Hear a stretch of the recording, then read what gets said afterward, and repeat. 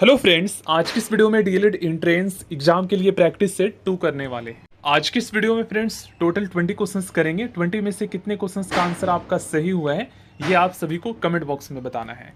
पहला क्वेश्चन, निम्नलिखित में से किसे भारतीय प्रेस का मुक्तिदाता कहा जाता है? मुक्तिदाता का मतलब यहाँ पर ये है कि इन्होंने भारतीय प्रेस का मतलब भारत के समाचार पत्र पत्रिकाएं उन पर से प्रतिबंध को हटाया था। तो इनका नाम है फ्रेंड्स चार्ल्स मेटकॉफ। याद रखिएगा, चार्ल्स मेटकॉफ। ओके। नौसेना विद्रोह निम्नलिखित में से किस जहाज से शुरू हुआ? दोस्तों, नौसेना विद्रोह जो है ये शुरू हुआ था, सबसे पहले तो नौसेना विद्रोह कब शुरू हुआ था? तो 1946 में शुरू हुआ था। ओके फ्रेंड्स, कौन से जहाज से? HMIS तलवार। HMIS तलवार जहाज से। ऑप्शन डी करेक्ट हो जाएगा। भारतीय स्वतंत्रता आंदोलन के दौरान मंजरी सेना और बानर सेना का गठन कब किया गया?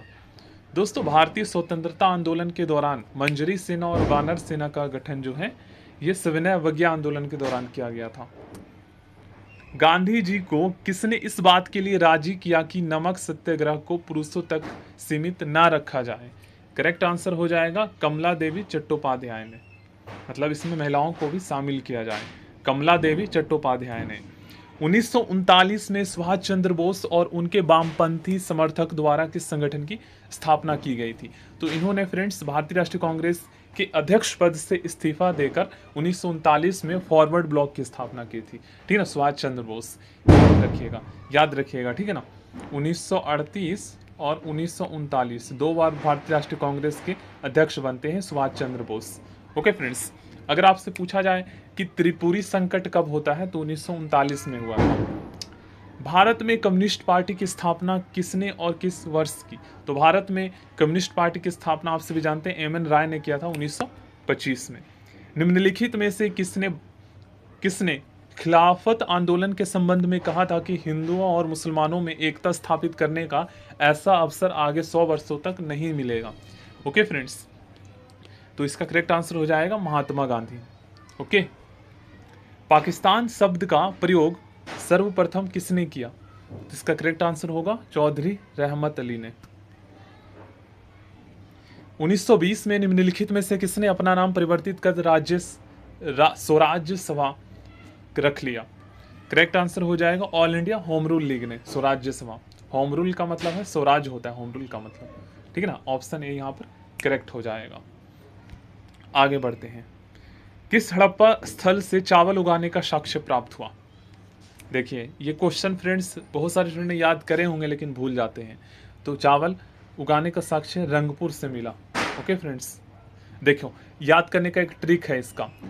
चावल को इंग्लिश में क्या कहते हैं? Rice, RIC, rice. ओके, तो रंगपुर आर से शुरू हो रहा है, ठीक है ना। तो रा कनेक्ट कर दो, rice Rangpur, rice Rangpur, rice Rangpur, इस तरीके से। नेक्स्ट क्वेश्चन है हमारा, वैदिक काल में निम्नलिखित में किस संस्कार से दूसरे जन्म का आरंभ माना जाता था? करेक्ट आंसर हो जाएगा दोस्तों ऑप्शन ए। वैसे ये ज़्यादा इंपॉर्टेंट नहीं है। सिंधु घाटी सभ्यता में अग्नि पूजा किस स्थान पर खोजी गई? अग्नि देवी से सिद्ध होती है। करेक्ट आंसर होगा कालीबंगा से। निम्नलिखित में से किस एक का श्रेय समुचित रूप से निम्नकाचार्य को दिया जाता है? करेक्ट आंसर ऑप्शन ए हो जाएगा द्वैतोदेव। ओके। नेक्स्ट क्वेश्चन है, भारतीय संविधान के भाग 4 के अंतर्गत अनुच्छेद 25 संबंधित है। करेक्ट आंसर यहां पर हो जाएगा दोस्तों धर्म की स्वतंत्रता से। ओके, मौलिक अधिकारों के अंतर्गत धर्म की स्वतंत्रता से। भारतीय संविधान के किस भाग में व किन अनुच्छेदों में नागरिकता संबंधी प्रावधान किए गए हैं? तो आपको पता है भाग दोस्तों 2 में, 5 से 11 में। ओके, देखिए यहाँ पर एक गलती हुआ है, यहाँ पर भाग 3 लिखना चाहिए था क्योंकि भाग 4 में तो नीति निर्देशक सिद्धांत है, ठीक है ना। भाग 3 में है धर्म की स्वतंत्रता, जो कि एक मौलिक अधिकार है। कृषि और पशुपालन को आधुनिक और वैज्ञानिक आधार पर करने का उल्लेख भारतीय संविधान के किस अंग में किया गया है? तो ये फ्रेंड्स राज्य के नीति निर्देशक सिद्धांत में किया गया है, ये आपको पता होगा। नेक्स्ट क्वेश्चन, निम्नलिखित में से किस सदन की अध्यक्षता ऐसे व्यक्ति द्वारा होती है जो उसका सदस्य नहीं होता। तो आपको पता होना चाहिए फ्रेंड्स, जो ये क्या कहते हैं, हमारा राज्यसभा है ना, राज्यसभा में जो अध्यक्ष है उस कौन होते हैं, राष्ट्रपति उपराष्ट्रपति होते हैं। तो वह उसका जो है सदस्य नहीं होता है, याद रखिएगा। ऑप्शन सी यहाँ पर करेक्ट हो जाएगा, उपराष्ट्रपति। भारत के उच्चतम न्यायालय में मतलब सुप्रीम कोर्ट में न्यायाधीश की संख्या में वृद्धि करने की शक्ति किसके पास है, सुप्रीम कोर्ट में। तो ये फ्रेंड्स वृद्धि करने की शक्ति जो है ये संसद को है। लेकिन वहीं पर अगर आपसे पूछ लिया जाए कि भारत के राज्यों में, भारत के राज्यों के उच्च न्यायालय में न्यायाधीशों की संख्या में वृद्धि करने का अधिकार किसके पास है, तब आपको राष्ट्रपति बताना है। सुप्रीम कोर्ट में संसद और हाई कोर्ट में राष्ट्रपति। नेक्स्ट क्वेश्चन है फ्रेंड्स, बिहार के किस जिले में रेशमी वस्त्र का उत्पादन सर्वाधिक होता है। सर्वाधिक फ्रेंड्स भागलपुर में होता है, याद रखिएगा। नेक्स्ट क्वेश्चन है फ्रेंड्स, मानव कान का श्रवण मतलब सुनने की प्रास क्षमता कितनी होती है। तो 20 हर्ट्ज से 20,000 हर्ट्ज के बीच, या फिर 1 किलो हर्ट्ज में फ्रेंड्स 1000 हर्ट्ज होता है। तो ऑप्शन में कई बार 20 हर्ट्ज से 20 किलो हर्ट्ज भी दे देते हैं। तो बात वही है, 20 किलो हर्ट्ज जो है 20,000 हर्ट्ज हो जाएगा, ठीक ना, ऑप्शन ए। नेक्स्ट क्वेश्चन है हमारा, निम्नलिखित में से किस में उच्चतम ऊर्जा होती है। उच्चतम ऊर्जा फ्रेंड्स नीला प्रकाश में होता है। कुछ स्टूडेंट कहेंगे कि हमने तो सुना है लाल प्रकाश में।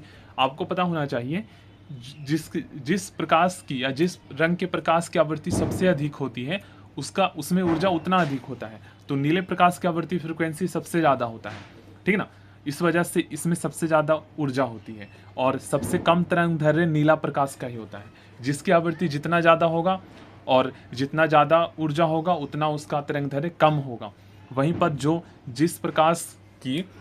जिस रंग के प्रकाश की ऊर्जा जितना कम होगा और जितनी आवृत्ति कम होगी उतना उसका तरंगदैर्घ्य लंबा होगा, मतलब उतना ज़्यादा उसका वेवलेंथ होगा। तो लाल प्रकाश का वेवलेंथ सबसे अधिक और नीले प्रकाश का सबसे कम। सबसे कम ऊर्जा किस में होती है, तो लाल में, और सबसे ज़्यादा नीला में। आवृत्ति सबसे ज़्यादा नीला में, सबसे कम लाल में।